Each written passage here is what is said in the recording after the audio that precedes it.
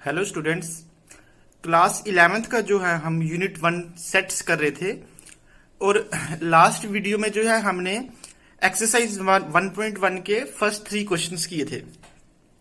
इसके जो बाकी 3 क्वेश्चन बचते हैं वो हम आज कंप्लीट करेंगे और अभी फिर हम क्वेश्चन नंबर 4 से स्टार्ट करते हैं। क्वेश्चन नंबर 4 है हमारा, हमें जो है इसको सेट बिल्डर फॉर्म में लिखना है। इसको हमें जो है हमें जो क्वेश्चन दिया है ये रोस्टर फॉर्म में है और हमें इसको जो है सेट बिल्डर फॉर्म में लिखना है। कल मैंने आपको बताया था कि 2 मेथड्स ऑफ रिप्रेजेंटिंग सेट्स, 2 तरह से हम सेट्स को रिप्रेजेंट कर सकते हैं। एक होता है रोस्टर फॉर्म जिसको टेबुलर फॉर्म भी बोलते हैं और नंबर 2 सेट बिल्डर फॉर्म। अब हमें सेट बिल्डर में दिया है, हमें इसे रोस्टर में लिखना है। जैसे देखिए फर्स्ट वाला जो है ये हमें रोस्टर में दिया है, हमें इसको जो है सेट बिल्डर फॉर्म में करना है। अब जैसे फर्स्ट पार्ट है 3, 6, 9, 12, ये रोस्टर फॉर्म है क्योंकि रोस्टर फॉर्म में मैंने बताया था कि हर एक एलिमेंट लिस्टेड होता है और एक एलिमेंट के बाद फिर उसको सेपरेट करने के लिए कॉमा डाला होता है। तो ये 3, 6, 9, 12 दिया। अब हम इसे सेट बिल्डर फॉर्म में कैसे लिखेंगे देखिए ध्यान से। मैं इसी का आगे आंसर लिख रहा हूं, is equal to curly bracket में x such that x is equal to. अब आपको ये जो नंबर दिए हैं इनमें आपको कोई रिलेशन दिखाई देगा, आपने पहचानना है वो रिलेशन क्या। देखिए 3 है, फिर 3 into 2 6, फिर 3 3 9, 3 4 12, मतलब ये सारे जो है 3 के ही मल्टीपल्स हैं। तो x such that x is equal to 3n, x is equal to कितना आ गया आपका 3n आ गया। ये सारे जो है ये 3 के ही मल्टीपल हैं। और अब आपने देखना है कि 3 के तो मल्टीपल है लेकिन कहां से कहां तक है, जो n की वैल्यू है वो कहां से कहां तक अलाई करती है। और जो n की वैल्यू है देखिए n 1 से लेके 4 तक है आपका। बिकॉज अगर हम n की जगह नीचे इक्वल टू डालने का मतलब 1 भी इंक्लूड करेंगे 4 भी इंक्लूड करेंगे।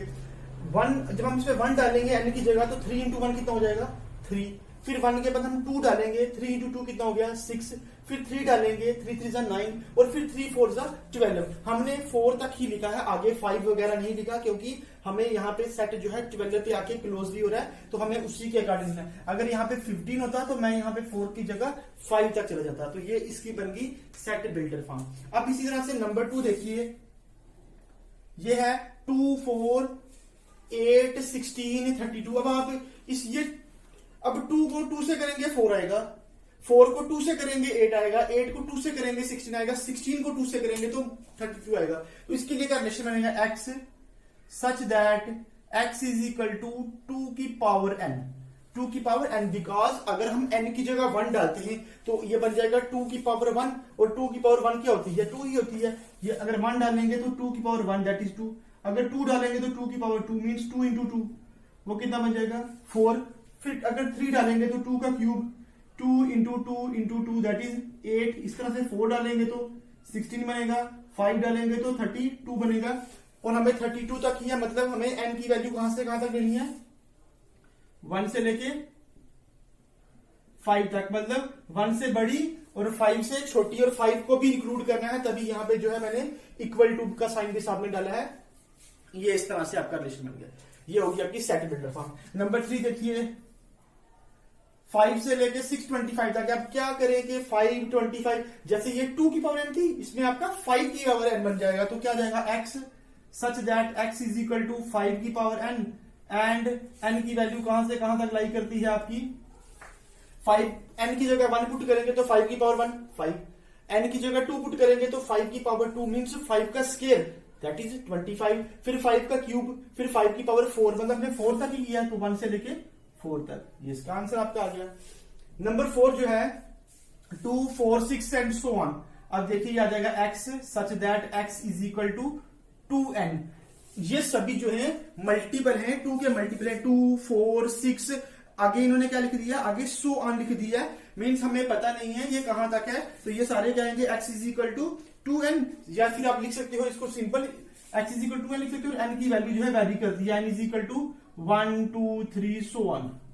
n की जगह 1 डालेंगे तो 2, 2 डालेंगे तो 4, 3 डालेंगे 6 और आगे सो ऑन। जहां तक ये चलेगा वहां तक हम उसको लिख सकते हैं। तो फिलहाल यह हमें सो ऑन तक दिया, उसको भी हम जो है सो ऑन तक ही लिख लेंगे।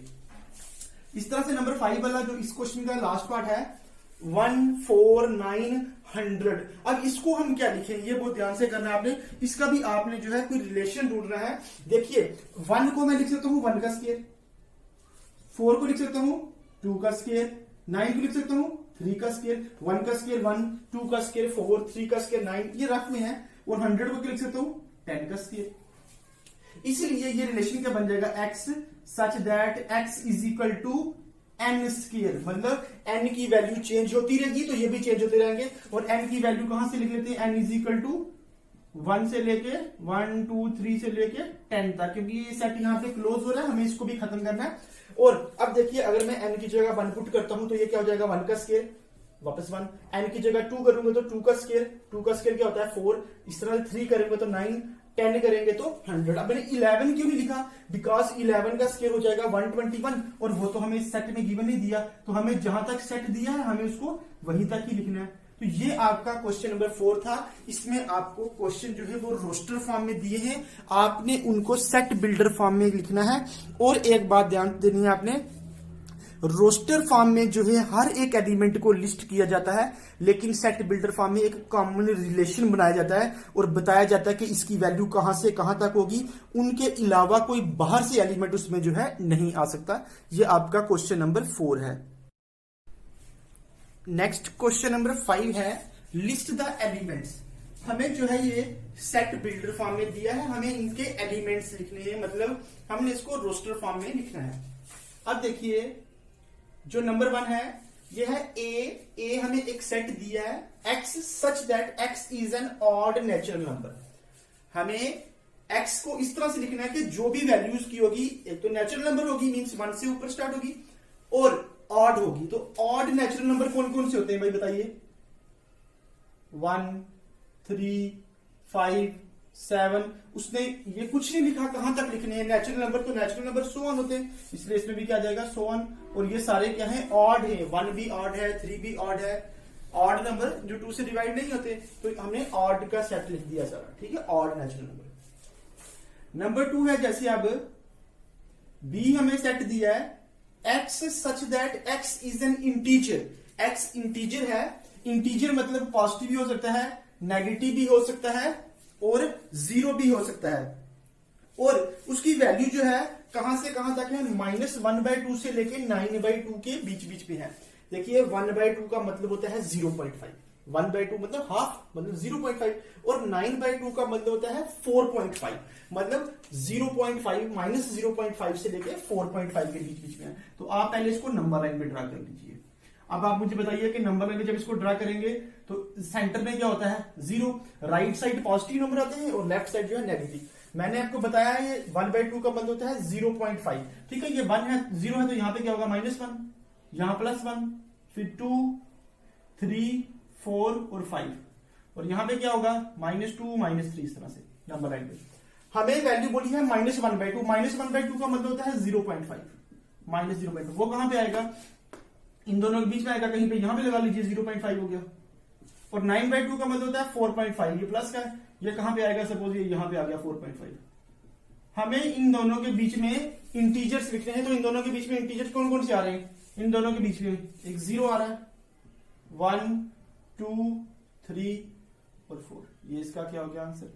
हमें इनके बीच में इंटीजर लिखने थे, तो इसके बीच में इंटीजर जो आ गया 0 1 2 3 और 4 हमने वो लिख दी। नंबर 3 जो है अब आपका x such that x is an integer, और x स्क्वायर की वैल्यू अगर हम उसका स्क्वायर करें तो वैल्यू जो है 4 या 4 से कम आनी चाहिए। अब आप देखिए अगर इंटीजर की बात है, इंटीजर में पॉजिटिव भी आते हैं, नेगेटिव भी आते हैं और 0 भी आता है, लेकिन आपने वही लिखने हैं जिनको करके आपका आंसर, जिसका स्क्वायर करके आपका आंसर 4 या 4 से कम आए। अब देखिए अगर मैं 0 का स्क्वायर करता हूं, 0 इंटीजर है तो 0 का स्क्वायर क्या होगा, 0 ही होगा, और 0 जो है वो 4 से कम भी है, मीन्स ये भी आएगा हमारा।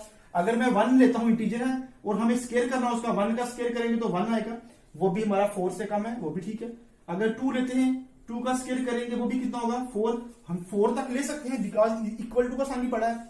अगर हम 3 लेते, 3 का स्क्वायर कितना होता है 9, ये हम नहीं लेंगे क्योंकि ये 4 से बड़ा हो जाता है, इसलिए ये नहीं आएगा। अब ये 9 3 नहीं आ रहा तो इसके आगे वाले तो आने की तो बात ही नहीं है। अब आपने सिर्फ ये 3 नहीं लिख देने, कुछ और भी आएंगे। 0 के बाद क्या आता है -1, अगर हम -1 का स्क्वायर करें, बिकॉज इंटीजर की बात हो रही है, और इंटीजर जो है वो नेगेटिव भी हो सकते हैं। अगर हम -1 का स्केयर करें तो -1 का स्केयर, 1 का स्केयर तो 1 हो गया, और माइनस का स्केयर क्या होता है? Plus, minus into minus plus. इसी तरह से -2 का स्केयर क्या होगा? माइनस का स्केयर प्लस, और 2 का स्केयर क्या हो गया? 4। मतलब ये भी आएगा और ये भी आएगा, ये 5 आएंगे। तो कौन कौन से नंबर आ गए? एक आ गया -2, -1, 0, 1, 2। ये सेट बनेगा आपका, बिकॉज -2 का स्केयर भी कितना होता है? +4। -1 का स्केयर 1, 0 का स्केयर 0, 1 का स्केयर 1, 2 का स्केयर 4। ये जितने भी लिखे हैं इन सबका स्केयर करके 4 या 4 से कम ही आएगा। आई होप कि आपको ये जो है ये समझ आ रहा होगा। अब नेक्स्ट जो है, नेक्स्ट नंबर 4 वाला है आपका। देखिए ये आपको डी एक सेट दिया है और हमें इसको लिखना है x such that x is a letter in the word loyal।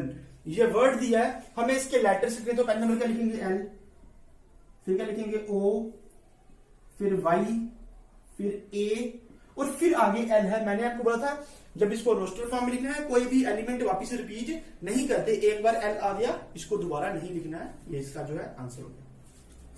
Number 6 देखिए, अब ये E हमें एक सेट दिया है और हमें बोला है X is a month of year not having 31 days. हमें वो मंथ लिखने हैं साल के जिनमें 31 डेज जो है नहीं होते। ये तो आपने अपनी कॉमन सेंस से उन मंथ्स के नाम लिख लेने हैं। जैसे जनवरी देखिए 31 का होता है तो जनवरी नहीं आएगा। फरवरी जो है वो 28 या फिर लीप ईयर में वो तो 29 का आता है तो फरवरी इसमें आ जाएगा। मार्च 31 होता है। अप्रैल 30 का होता है तो अप्रैल आ जाएगा। अभी कौन सा चल रहा है? अभी मई चल रहा है तो मई जो है वो भी 31 का है। फिर जून आ जाएगा, जून 30 का होता है। फिर जुलाई नहीं आएगा, जुलाई जो है वो 31 का है। फिर उसके बाद अगस्त भी नहीं आएगा, 30 का है। फिर सितंबर 31 सितंबर होता है।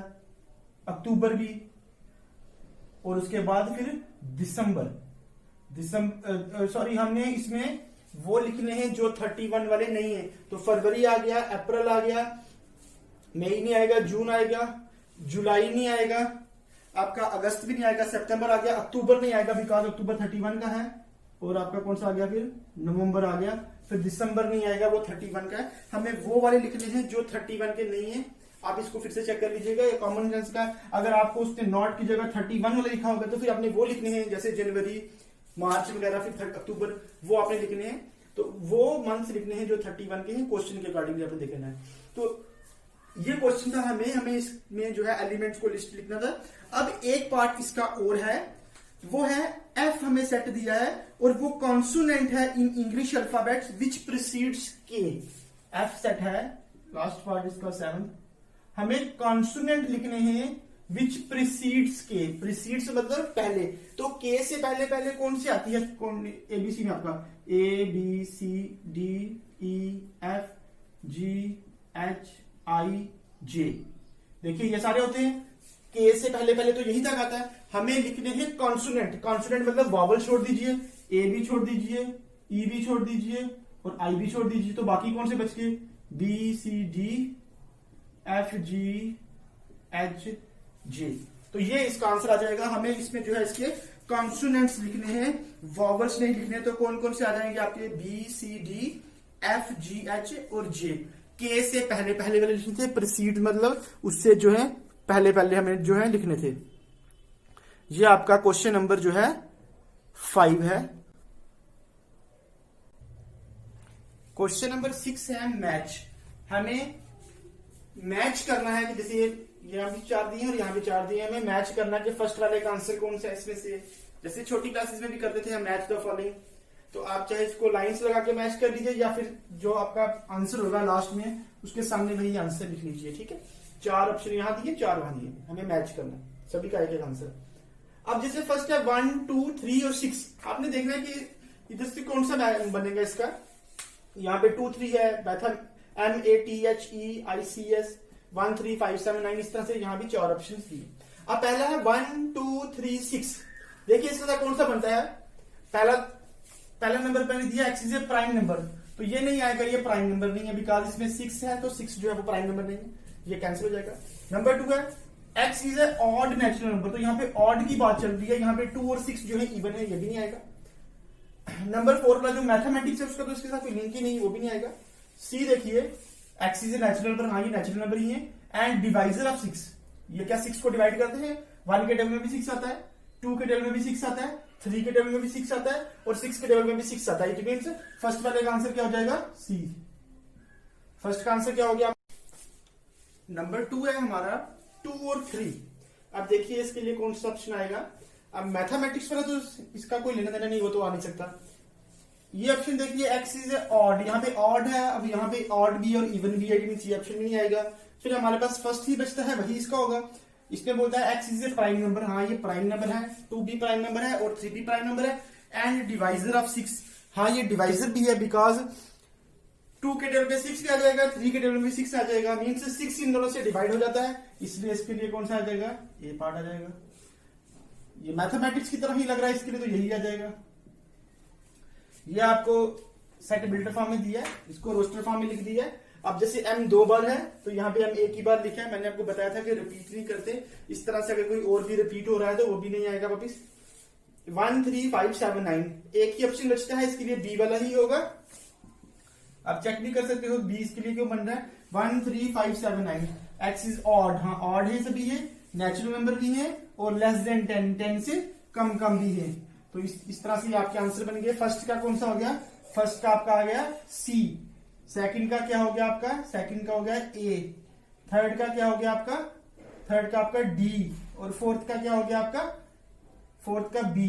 ये आपके इस तरह से आंसर्स बन जाएंगे। आप इस तरह से अपनी बुक में टिक कर सकते हो, या आप जहां पे आप नोट्स बना रहे हो उस पर आप इसको नोट कर सकते हो। तो ये थी हमारी एक्सरसाइज 1.1। अब जो है नेक्स्ट हम जो वीडियो होगी वो 1.2 पे होगी, और उससे पहले जो कुछ इंपॉर्टेंट डेफिनेशंस होंगी पहले हम वो पढ़ेंगे, फिर हम 1.2 स्टार्ट करेंगे।